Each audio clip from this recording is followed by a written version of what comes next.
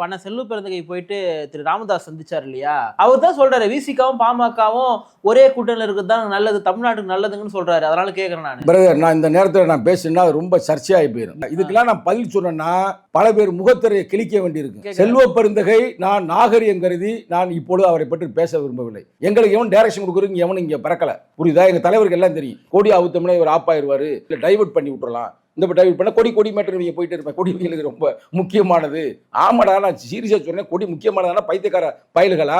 ஓப்பனா சொல்றேன், நீ திராவிட முன்னேற்ற கழகம் நீ ஆரம்பிக்கிறப்ப இங்கிட்ட அண்ணா திராவிட ஆரம்பம் கொடிய ஊரு பூரா ஏத்துனீங்களே, அப்ப எவ்வளவு ஒரு நீதி சொல்லியிருந்தானே, உன் பிள்ளை உனக்கு முக்கியமான எங்க பிள்ளை எங்களுக்கு முக்கியம் தானே, அப்ப நாங்க பாதுகாத்தானே ஆக வேண்டியிருக்குது. எனக்கு அரசியல் அவர் நீதி கிளீனா சொல்றாரு.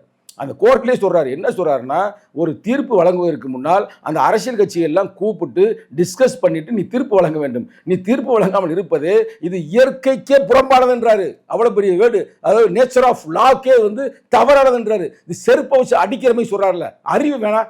நீ சும்மா இருக்க தம்பி, சும்மா இருக்கா, அமைதியாக பேசி சேகின் கட்டாதீங்க, ரைட்டா?